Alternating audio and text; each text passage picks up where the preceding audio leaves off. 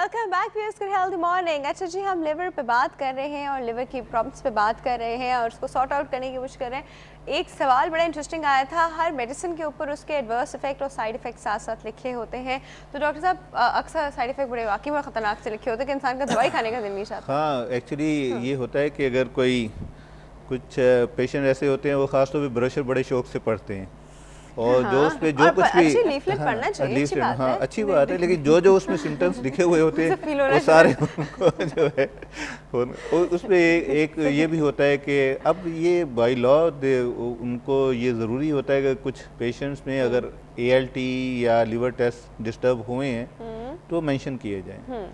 तो लेकिन ये नहीं है कि हर एक जो साइकेट्री की मेडिसन है वो लीवर फंक्शन ख़राब कर देती हैं, तो ऐसा नहीं है कि वो जो है। लेकिन अगर ALT वगैरह अगर उसमें है किसी कुछ पेशेंट्स में, ग्रुप ऑफ पेशेंट्स में या किसी एक आध में भी हो जाए तो आजकल बाय लॉ जो है आपको मेंशन करना पड़ता है कि ये पॉसिबिलिटी है। तो लेकिन ऐसा नहीं होता कि वो जो है दवाई ना ली जाएं, लेकिन उन दवाओं की मॉनिटरिंग। लेकिन सबसे पहले यही होता है कि लॉन्ग टर्म जो मेडिसिन लेनी हो तो उसमें बेस्ट तरीका ये होता है कि आप अपने लीवर के टेस्ट करवा के देख लें कि आपका लीवर किस स्टेटस में है। ख़ासतौर पे अगर इन दवाओं का side effect liver function test का डिस्टर्बेंस हो सकता है, तो उसके बाद फिर ये कि आप मॉनिटरिंग पीरियोडिकली करते रहते हैं देखने के लिए कोई आपके साइड इफ़ेक्ट्स तो नहीं हो रहे। लेकिन कुछ दवाएं ऐसी होती हैं जिनको हम फिर स्टॉप कर देते हैं, उसको रिप्लेस कर देते हैं। मिसाल एक TB की दवाएँ हैं, उन्हें बेस लाइन हम हर एक के LFTs कराते हैं। उसके बाद अगर लीवर फंक्शन डिस्टर्ब हो रहे हैं और ज़रूरत से ज़्यादा डिस्टर्ब हो रहे हैं तो फिर हम उसको स्टॉप कर देते हैं। लेकिन अगर थोड़ा सा SGBT अगर किसी का 30 था और 35 हो गया तो इतना फ्लक्चुएशन तो होता रहता है, तो इसमें घबराने की बात नहीं होती। अच्छा डॉक्टर साहब, मैं एक बड़ा इंपॉर्टेंट सवाल करूँगी। हमारे यहाँ लोगों को मिर्चें खाने का बहुत शौक है, बहुत कोई शुक्र है कोई बीमारी नहीं होती, कुछ नहीं होता उनको, but they eat lot of spice, मतलब खानों में भी एडेड, ऊपर से भी, अंदर भी डालकर। तो ज़्यादा मिर्ची खाने से कोई प्रॉब्लम हो सकता है या फिर हमारे टेस्ट बर्ड्स ऐसे डेवलप्ड हैं कि हम लोग को कुछ नहीं होगा?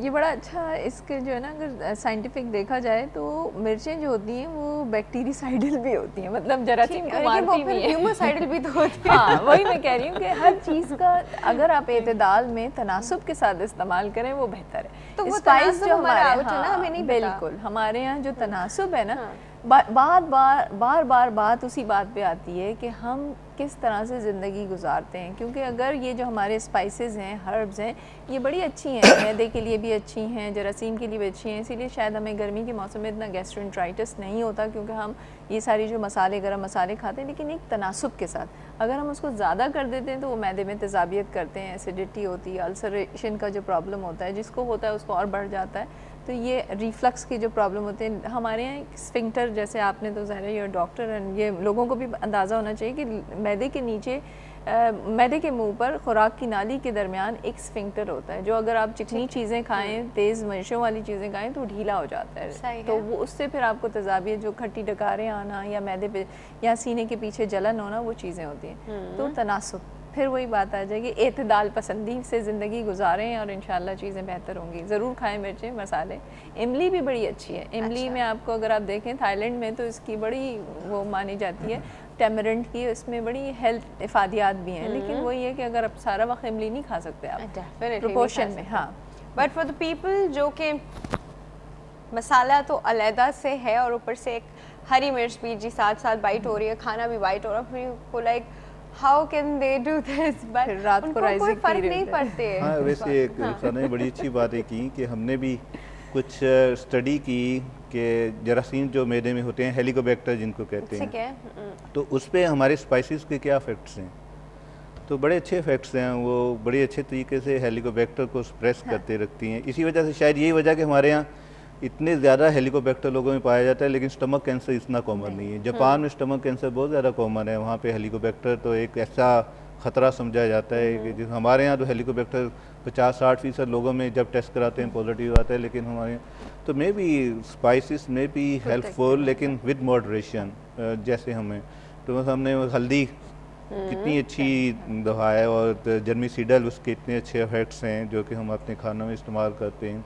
लौंग गवाचा जो लौंग होता है मसाले की। खाना में ये कौन सा मसाला हो जाता है। लौंग लौंग के टमाटर। बड़े अच्छे साइड इफेक्ट्स हैं, सही तो यानी अच्छे इफेक्ट्स हैं, आई मीन कि वो they are good effects of the spices, और they should be the part of our normal definitely. Diet, और उसमें होने चाहिए विद मॉडरेशन, तो इनमें कोई ऐसा हर्ज नहीं है। लेकिन रिफ्लक्स प्रॉब्लम जिन लोगों को होता है उनको ख़ास तौर पे इस पर एहतियात करने की ज़रूरत है कि वो बहुत ज़्यादा फ्राइड स्पाइसेस किस्म की सही। चीज़ें ना लें। लेकिन मॉडरेशन में तो खाने में अपने मिर्च मसाले ना हो और ज़िंदगी में मिर्च मसाले ना हो तो फिर मजा नहीं है ना, स्पाइस नहीं है। स्पाइस तो जरूरी है, स्पाइस ऑफ द अच्छा लाइफ। ठीक है। अच्छा डॉक्टर साहब, अभी हम एक चीज़ बाइल की बात कर रहे थे। बाइल, गॉल ब्लैडर और लिवर का ना बड़ा क्लोज बहन भाइयों की तरह साथ रहते हैं। गॉल ब्लैडर में कभी कभी स्टोन हो जाता है, कभी कभी कोलेंजियोकार्सिनोमा जिसे हम कहते हैं वो भी एक चीज़ हो जाती है, तो क्या उससे भी लिवर इफेक्ट होता है? It's totally related to gall bladder right now. देखिए बात यह है कि जैसे आपने कहा एक सिस्टम है जहाँ से अगर जिगर बाइल बना रहा है तो वो स्टोर उसमें होता है, और उसके साथ साथ बाइल डक्स आती हैं जो कि जिगर से लेके इसमें जाती हैं। कॉमन बाइल डक होती है, फिर कोलेंजी जिसमें छोटी छोटी सी बाइल वेसल्स होती हैं जो जिगर से कलेक्ट करके बड़ी वेसल के ज़रिए फिर जिगर उसमें बाइल में गॉल ब्लैडर में करती हैं। गॉल ब्लैडर के स्टोन भी कहते हैं ना 4Fs, फर्टाइल, 40, फीमेल, फेयर, ये इसलिए कहा जाता था। Fertile 40 female and fair females fertile, तो ये देखा गया है कि प्रॉबली उनमें कोलेस्ट्रॉल मेटाबॉलिज्म में कोई इशू होता है विद द एज, जिसकी वजह से उनके गॉल स्टोन्स बनते हैं। अगर गॉल स्टोन को तोड़ा जाए, कंपोजिशन देखी जाए, तो जो लोग चिकनाई ज़्यादा खाते हैं, जो ख़वातीन, और उसमें गॉल स्टोन होने का ज़्यादा डर होता है। तो फिर वही वाली बात आ जाती है कि चोली दामन का साथ होता है जिगर का और पित्ते का। और पित्ते में यह है कि बिल्कुल सेपरेट भी होता है। पित्ते का दर्द भी सीधी तरफ होता है क्योंकि जिगर के नीचे बैठा हुआ होता है पित्ता। तो जिगर अगर थोड़ा बहुत ख़राब है तो उसके असरात उसमें भी आ सकते हैं। गॉल स्टोन डॉक्टर साहब भी कंफर्म करेंगे कि अगर जिगर अच्छा प्रोडक्शन नहीं कर रहा है तो हो सकता है कोलीलिथियासिस या गॉल स्टोन्स बढ़ जाए और दर्द हो जाए। लेकिन कोलेंजियोकार्सिनोमा थोड़ा सा जिगर से हटके है, हटके है ना, इससे जिगर का रिलेशन नहीं है। लेकिन एडिनोकार्सिनोमा रेयर है, एंड डिजीजेस में जी करते हैं बिल्कुल। एडिनोकार्सिनोमा ऑफ गॉल ब्लैडर थोड़ा पहले ज़्यादा कॉमन है, कोलेंजियो शुगर इतना कॉमन नहीं है क्योंकि कोलेंजियो जो है डेडली है, इसका कोई वो नहीं है क्योंकि ये पूरी तरफ फैला हुआ होता है, कोलेंजीज में फैला होता है जो छोटी वेसल्स हैं। अच्छा जी, बातें बहुत ज़्यादा हैं। लिवर सिंस इतना इंपॉर्टेंट ऑर्गन है और इतने ज़्यादा उसके फंक्शंस हैं, बहुत ज़्यादा बातें हैं, बट टाइम जो है वो उतना नहीं है, इनफैक्ट बिल्कुल भी नहीं है, ख़त्म हो गया है। डॉक्टर साहब thank you so much for coming. Doctor साहिबा thank you so much for coming. बहुत मज़ा आया जी, अच्छी अच्छी बातें करने और सुनने में। इन्फॉर्मेशन जब भी मिलती है तो वो अच्छी ही लगती है, और इन्फॉर्मेशन हम रिटेन करके इसको अपनी लाइफ में जितना इम्प्लीमेंट करेंगे उतना अच्छा रहेगा। इंस्टेड कि आपको कुछ पता ना हो और गॉड फॉरबिड कुछ हो जाए तो वो सिचुएशन बड़ी ख़राब हो जाती है। अच्छा जी, वक्त हो गया जी एक छोटे से ब्रेक का। ब्रेक के बाद हमारे पास होगा बेस्ट 5 का segment. Don't go anywhere, will be right back.